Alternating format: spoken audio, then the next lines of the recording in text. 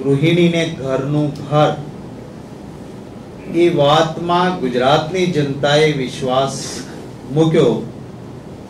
ભારતીય જનતા પક્ષના ભ્રામકતામાંથી સાચો ખ્યાલ આવ્યો છે માનીને નીકળીને જ્યારે લોકો આવતા હતા ત્યારે ઉદ્યોગપતિને 1,100 ને 1,1000 કરનાર ગુજરાતના મુખ્યમંત્રીઓએ ગુજરાતની જનતાને કહ્યું કે આમાં જતા નહીં, આ 1,3 છે.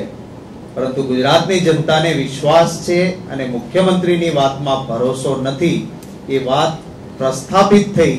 કિલોમીટર લાંબી લાઈનો લાગી. મુખ્યમંત્રીની વાત જુઠ્ઠાણા ભરી હોય છે અને એક તમાચા કરતા જુઠ્ઠાણું અનેક ગણું વધારે નુકસાનકારક હોય છે. લોકોને બરાબર સમજાયું છે. ત્યારે જ અમે કહ્યું હતું કે શહેરી વિસ્તાર માટેની યોજના છે, એ જ રીતે અમે ગ્રામીણ વિસ્તાર માટેની પણ અમારું હોમવર્ક છે, અમારું લેસન છે, અમારું ગૃહ કાર્ય છે. એ રીતે ગામડામાં શું કરી શકાય એની ચિંતા કરીને આજની વાત કરી છે. ગ્રામીણ વિસ્તારમાં જેને ઘરનું ઘર મળવાનું છે એને જમીન સંપૂર્ણ ફ્રી મળશે. પ્લોટ પર કોઈ કિંમત લેવાશે નહીં. ગામતળ જ્યાં નથી ત્યાં ગામતળ વધારવામાં આવશે. વ્યાજબી બજાર કિંમતથી જમીન સંપાદન કરીને પણ ગામતળ વધારીને પ્લોટ ફ્રી સરકાર આપશે.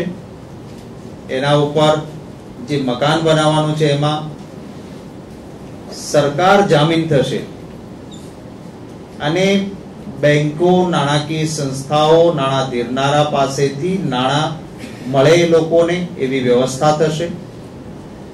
એ પ્રાપ્ત લોનના વ્યાજના 50% પૈસા એ સરકાર ભોગવશે. અને જે પરિસ્થિતિ છે ગુજરાતમાં,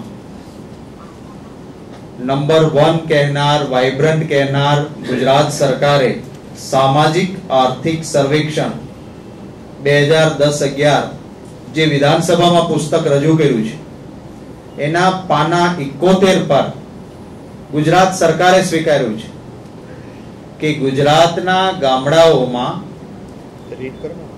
હું એક્ઝેક્ટલી જે એનો પેરેગ્રાફના શબ્દો છે એ શબ્દો જ વાંચું છું. પ્રકાશન 34 પાના નંબર 71. ગ્રામ્ય વિસ્તારમાં વસવાટ ધરાવતી મોટાભાગની વસ્તી અનુસૂચિત જાતિ, અનુસૂચિત જનજાતિ અને બક્ષી પંચની હોય છે. તે પૈકી મોટાભાગના જમીન વિહોણા ખેત મજૂર અથવા ગ્રામ્ય કારીગર વસવાટની સુવિધા વિનાના છે.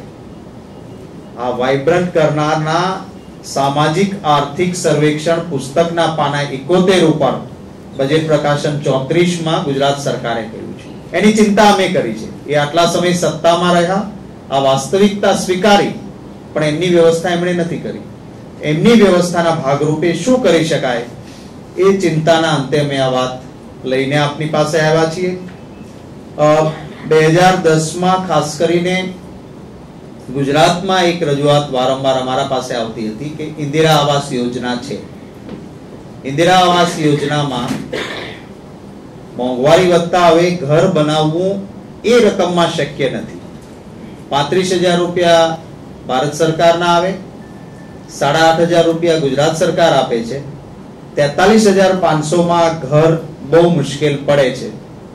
ઇન્ફોર્મલ વાતમાં અમે સરકારને પણ કહ્યું હતું કે ભાઈ એક કામ કરીએ, આના બદલે 10,000 ભારત સરકાર વધારે અને 10,000 ગુજરાત સરકાર વધારે તો 63,500 થાય તો ઇન્દિરા આવાસનું મકાન તો પણ પૂર્ણ ન થાય પણ સાચી મદદ થઈને ઘર બની શકે. અમે ભારત સરકારને વિનંતી કરી અને ભારત સરકારે 5 એપ્રિલ 2010 ના પરિપત્રથી ગુજરાતમાં ઇન્દિરા આવાસમાં જ્યાં ભારત સરકારના 35,000 હતા એ વધારીને 45,000 કરી આપ્યા.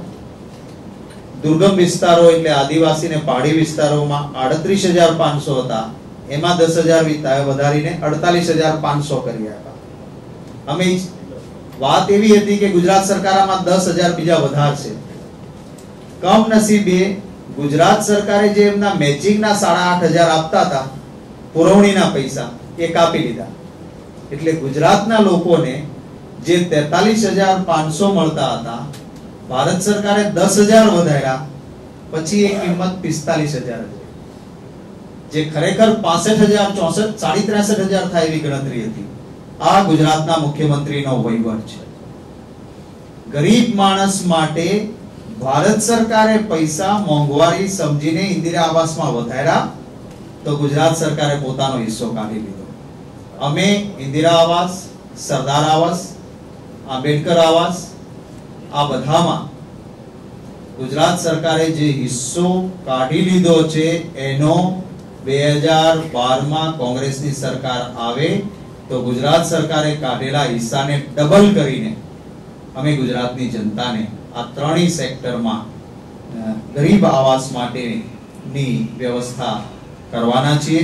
હું ગુજરાતની ગૃહિણીઓનો શહેરી વિસ્તારના ખાસ હૃદયપૂર્વક આભાર માનું છું કે સ્વયંભૂ શિસ્ત રાખીને એમણે અમને સહકાર આપ્યો છે, અમારામાં વિશ્વાસ મૂક્યો છે, અને સંપૂર્ણ ગંભીરતા સાથે હું કહેવા માંગુ છું કે આ કોઈ રાજકીય ગતકડું કે ગિમિક નથી.